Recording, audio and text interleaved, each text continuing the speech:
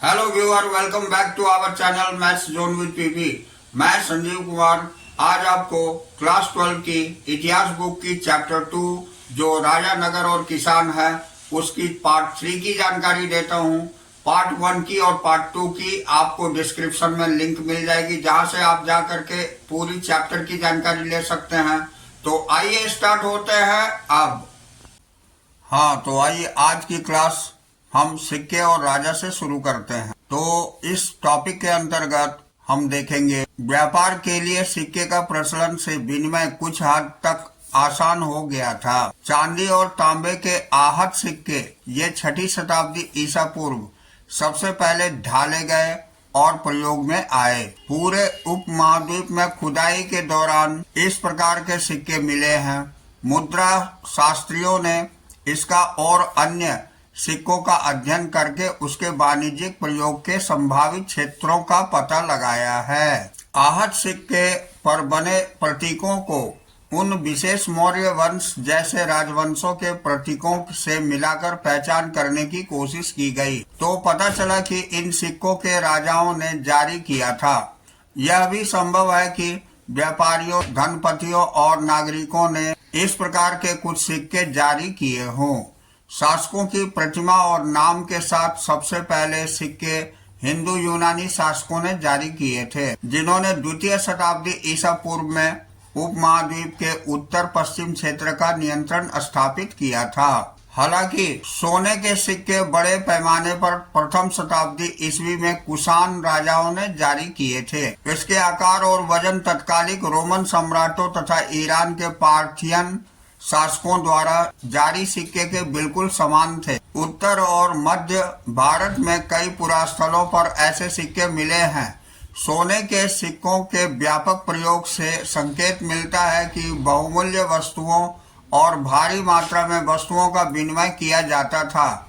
इसके अलावा दक्षिण भारत में अनेक पुरास्थलों की बड़ी संख्या में रोमन सिक्के मिले हैं, जिससे यह स्पष्ट है कि व्यापारिक तंत्र राजनीतिक सीमाओं से बंधा नहीं था, क्योंकि दक्षिण भारत रोमन साम्राज्य के अंतर्गत न होते हुए भी व्यापारिक दृष्टि से रोमन साम्राज्य से संबंधित था। पंजाब और हरियाणा जैसे क्षेत्रों में यौधेय प्रथम शताब्दी ईस्वी कवालई गणराज्यों ने भी सिक्के जारी किए थे। पुराविदों को यौधेय शासकों द्वारा जारी तांबे के सिक्के हजारों की संख्या में मिले हैं, जिनसे यौधेयों की व्यापार के रुचि और सहभागिता परिलक्षित होते हैं। अब सोने के सबसे भव्य सिक्के में से कुछ गुप्त शासकों ने जारी किए। इसके आरंभिक सिक्कों में प्रयुक्त सोना अधिक उत्तम था। इन शासकों के माध्यम से दूर देशों में व्यापार विनिमय करने में आसानी होती थी, जिससे शासकों को भी लाभ होता था। अब 6ठी शताब्दी ईस्वी में सोने के सिक्के मिलने कम हो गए। क्या इससे यह संकेत मिलता है कि उस काल में कुछ आर्थिक संकट पैदा हो गया था? इतिहासकारों में इसे लेकर मतभेद है।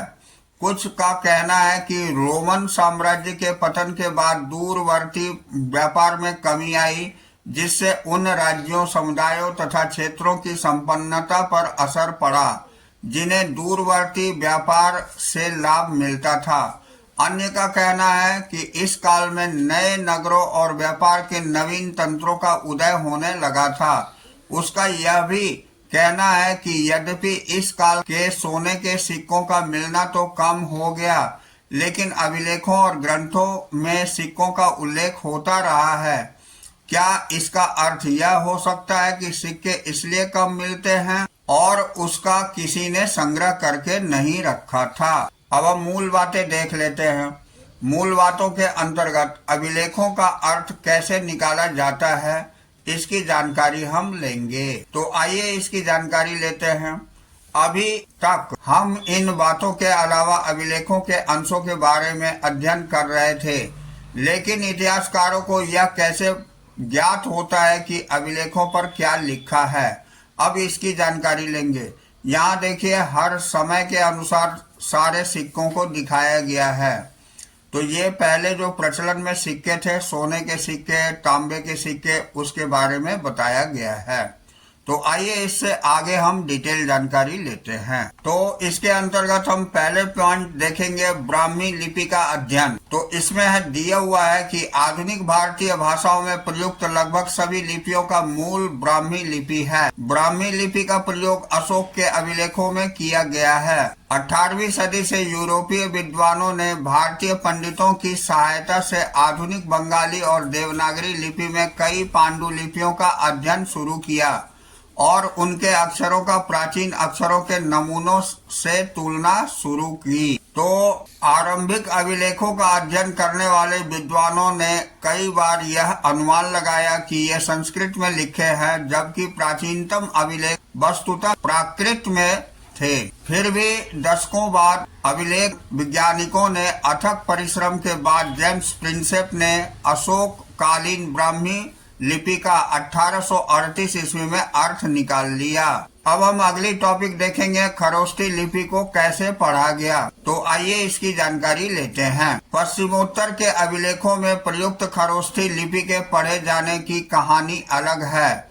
इस क्षेत्र में शासन करने वाले हिंदी यूनानी राजाओं लगभग द्वितीय प्रथम शताब्दी ईसा पूर्व द्वारा बनाए गए सिक्कों से जानकारी हासिल करने में आसानी हुई है। इन सिक्कों में राजाओं के नाम यूनानी और खरोष्ठी में लिखे हुए हैं। यूनानी भाषा पढ़ने वाले यूरोपीय विद्वानों ने अक्षरों का मेल किया। उदाहरण के तौर पर दोनों लिपियों में अपोलोडोटस का नाम लिखने में एक ही प्रतीक, मान लीजिए अ, प्रयुक्त किया गया। चूंकि प्रिंसेप ने खरोष्ठी में लिखे अभिलेखों की भाषा की पहचान प्राकृत के रूप में की थी, इसलिए लंबे अभिलेखों को पढ़ना सरल हो गया। अब हम अगली पॉइंट देखते हैं, अभिलेखों से प्राप्त ऐतिहासिक साक्ष्य। तो आइए इसकी जानकारी लेते हैं। तो इतिहासकारों एवं अभिलेख शास्त्रियों के काम करने के तरीकों का पता लगाने के लिए आइए अशोक के दो अभिलेखों को ध्यान से पढ़ें। अब ध्यान देने वाली बात यह है कि अभिलेख स्रोत 10 में शासक अशोक का नाम लिखा है। इसमें अशोक द्वारा अपनाई गई उपाधियों का प्रयोग किया गया है, जैसे कि देवानाम्पीय अर्थात देवताओं का प्रिय और पियदस्सी यानी देखने में सुंदर। तो अशोक नाम अन्य अभिलेखों में मिलता है, जिसमें अपनी उपाधियां भी लिखी है। इन अभिलेखों का परीक्षण करने के बाद अभिलेख शास्त्रियों ने पता लगाया कि उनके विषय, शैली, भाषा और पुरालिपि विज्ञान सब में समानता है। अतः वे इस निष्कर्ष पर पहुंचे कि इस अभिलेखों को एक ही शासक ने बनवाया था। अब हम देखते हैं, आपने यह भी देखा होगा कि अशोक ने अपने अभिलेखों में कहा है कि उनमें पहले के शासकों के रिपोर्ट एकत्र करने की व्यवस्था नहीं की थी। यदि अशोक से पहले के उपमहाद्वीप इतिहास पर विचार करें तो क्या आपको लगता है कि अशोक का यह वक्तव्य सही है? इतिहासकारों को बार बार अभिलेखों में लिखे कथनों का परीक्षण करना पड़ता है ताकि यह पता लगा सके कि उसमें लिखा है वह सत्य है, संभव है या अतिशयोक्तिपूर्ण है। तो क्या आपने ध्यान दिया है कि कुछ शब्द ब्रैकेट में लिखे हैं? अभिलेख शास्त्री प्रायः वाक्यों के अर्थ स्पष्ट करने के लिए ऐसा करते हैं। यह बड़े ध्यान से करना पड़ता है जिससे कि लेखक का मूल अर्थ बदल न जाए। इतिहासकारों को भी परीक्षण करने पड़ते हैं। यदि राजा के आदेश यातायात मार्गों के किनारे और नगरों के पास प्राकृतिक पत्थर पर उत्कीर्ण थे तो यह वहां से आने जाने वाले लोग पढ़ने के लिए उस स्थान पर रुकते थे। अधिकांश लोग प्रायः पढ़े लिखे नहीं थे। क्या पाटलिपुत्र में प्रयुक्त प्राकृतिक उपमहाद्वीप में सभी स्थानों पर लोग समझते थे? क्या राजा के आदेशों का पालन किया जाता था? इस प्रश्नों के उत्तर पाना सदैव आसान नहीं है। इनमें से कुछ समस्याओं के प्रमाण हमें अशोक के अभिलेख में मिलते हैं। ये स्रोत 11 जिसमें व्याख्या प्राय अशोक की वेदना के प्रतिबिंब के रूप में की जाती है। साथ ही यह युद्ध के प्रति उसकी मनोवृत्ति में परिवर्तन को भी दर्शाता है, जैसा कि हम आगे पढ़ेंगे। यदि हम अभिलेख के शाब्दिक अर्थ के परे समझने का प्रयास करते हैं तो परिस्थिति और भी जटिल हो जाती है। तो यद्यपि अशोक के अभिलेख आधुनिक उड़ीसा से प्राप्त हुए हैं, लेकिन उसकी वेदना की परिलक्षित करने का अभिलेख वहां नहीं मिला है, अर्थात यह अभिलेख उस क्षेत्र में नहीं उपलब्ध है जिस पर विजय प्राप्त की गई थी। इसका हम क्या अर्थ लगाए? क्या राजा की नव विजय की वेदना उस क्षेत्र के लिए इतनी दर्दनाक थी कि राजा इस मुद्दे पर कुछ कह ना सका? अब हम अगली टॉपिक देखेंगे, अभिलेख साक्ष्य की सीमा। तो आइए इसकी जानकारी लेते हैं। अब आपको यह पता चल गया होगा कि अभिलेख से प्राप्त जानकारी की भी सीमा होती है। कभी कभी इसकी तकनीकी सीमा होती है। अक्षरों को हल्के ढंग से उत्कीर्ण किया जाता है जिन्हें पढ़ पाना मुश्किल होता है। साथ ही अभिलेख नष्ट भी हो सकते हैं जिससे अक्षर लुप्त हो जाते हैं। और इसके अलावा अभिलेखों के शब्दों के वास्तविक अर्थ के बारे में पूर्ण रूप से ज्ञान हो पाना सदैव सरल नहीं होता, क्योंकि कुछ अर्थ किसी विशेष स्थान या समय के से संबंधित होते हैं। यदि आप अभिलेख के शोधकर्ताओं को पढ़ें जिसमें कुछ का उल्लेख काल रेखा 2 में किया गया है, तो आप पाएंगे कि विद्वान इसको पढ़ने की वैकल्पिक विधियों पर चर्चा करते रहते हैं। यद्यपि कई हजार अभिलेख प्राप्त हुए हैं, लेकिन सभी के अर्थ नहीं निकाले जा सकते हैं या प्रकाशित किए गए हैं या उसके अनुवाद किए गए हैं। इसके अतिरिक्त और अनेक अभिलेख रहे होंगे जो कालांतर में सुरक्षित नहीं बचे हैं। इसलिए जो अभिलेख अभी उपलब्ध हैं वह संभवतः कुल अभिलेखों के अंश मात्र हैं। इसके अतिरिक्त एक और मौलिक समस्या है। यह जरूरी नहीं कि जिसे हम आज राजनीतिक और आर्थिक रूप से महत्वपूर्ण मानते हैं उन्हें अभिलेखों में अंकित किया गया हो। उदाहरण के तौर पर खेती की दैनिक प्रक्रियाएं और रोजमर्रा की जिंदगी में सुख दुख का उल्लेख अभिलेखों में नहीं मिलता है, क्योंकि प्रायः अभिलेख बड़े और विशेष अवसरों का वर्णन करते हैं। इसके अलावा अभिलेख हमेशा उन्हीं व्यक्तियों के विचार व्यक्त करते हैं जो उन्हें बनवाते थे। इसलिए इन अभिलेखों के व्यक्त विचारों की समीक्षा अन्य विचारों के परिप्रेक्ष्य में करनी होगी ताकि अपने अतीत का बेहतर ज्ञान हो सके। तो आइए अब हम कालचक्र 1 की जानकारी लेते हैं। इसमें प्रमुख राजनीतिक और आर्थिक विकास को दिखाया गया है। तो आइए इसकी जानकारी लेते हैं। तो पहली है कि लगभग 600 से 500 ईसा पूर्व ये धान की रोपाई हुई थी। गंगा घाटी की नगरीकरण हुआ था। महाजनपद और आहत सिक्के प्राप्त हुए थे। और लगभग 500 से 400 ईसा पूर्व में मगध के शासकों की सत्ता का पकड़ दिखाई दिया था और उसकी जानकारी प्राप्त हुई थी। और लगभग 327 से 325 ईसा पूर्व में सिकंदर का आक्रमण हुआ था। और लगभग 321 ईसा पूर्व में चंद्रगुप्त मौर्य का राज्यारोहण हुआ। और लगभग 272 से 268 से लेते हुए 231 ईस्वी तक ये अशोक का शासन रहा। और लगभग 185 ईसा पूर्व मौर्य साम्राज्य का अंत हो गया। अब लगभग 200 से 100 ईस्वी पूर्व पश्चिमोत्तर में शक शासन, दक्षिण भारत में चोल, चेर और पांड्य, दक्कन में सातवाहन। और लगभग 100 से 200 ईस्वी तक ये पश्चिमोत्तर के शक मध्य एशिया के लोग इसके शासक हुए थे। रोमन व्यापार हुआ था और सोने के सिक्के का प्रचलन शुरू हुई थी। लगभग 78 ईस्वी में कनिष्क का राज्यारोहण हुआ। और लगभग 100 से 200 ईस्वी तक सातवाहन और शक शासकों द्वारा भूमिदान के अभिलेखीय प्रमाण प्राप्त हुए। और लगभग 332 ईस्वी में गुप्त शासन का आरंभ हुआ।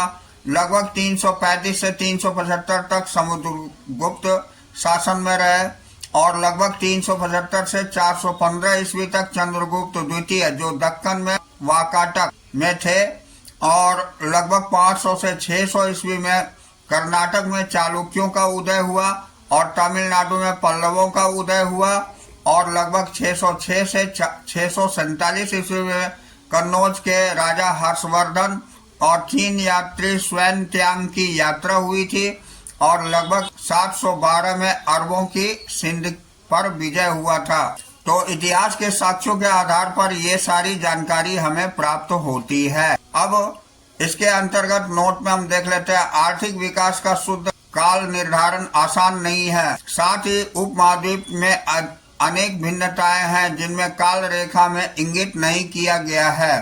विशेष विकास के विशिष्ट काल का उल्लेख किया गया है। कनिष्क के राज्यारोहण की तिथि निश्चित नहीं है, अतः राज्यारोहण की तिथि के साथ प्रश्नवाचक चिन्ह लगाया गया है। आइए अब हम काल रेखा 2 की जानकारी ले लेते हैं। इसके अंतर्गत अभिलेख शास्त्र के क्षेत्र में महत्वपूर्ण प्रगति को दिखाया गया है। तो आइए डिटेल से देखते हैं। 18वीं शताब्दी की जानकारी जो प्राप्त हुई है उसकी जानकारी लेते हैं। 1784 ईस्वी में बंगाल एशियाटिक सोसाइटी का गठन हुआ और 19वीं शताब्दी के अंतर्गत 1810 का दशक ये कॉलिन मैकिंजे ने संस्कृत और तमिल भाषा में 8000 अभिलेख एकत्र किए। 1838 में जेम्स प्रीसेम द्वारा अशोक के ब्राह्मी अभिलेखों का अर्थ लगाना और 1877 में अलेक्जेंडर कनिंघम के अशोक के अभिलेखों के एक अंश को प्रकाशित किया। 1886 में दक्षिण भारत में अभिलेखों के शोध पत्र एपिग्राफिया कर्नाटिका का प्रथम अंक प्रकाशित हुआ और 1888 ईस्वी में एपिग्राफिया इंडिका का प्रथम अंक जारी हुआ। अब हम 20वीं शताब्दी में देख लेते हैं। तो 20वीं शताब्दी में 1965 से 66 में डीसी सरकार ने Indian epigraphy and Indian epigraphical glossary प्रकाशित की। तो ये हम कालखंड 1 और कालखंड 2 की जानकारी प्राप्त की है। इसके साथ ही ये चैप्टर हमारी आज फिनिश होती है। अगले दिन फिर हम अगली चैप्टर में मिलेंगे। तो that's all for today. We will meet again on the next class.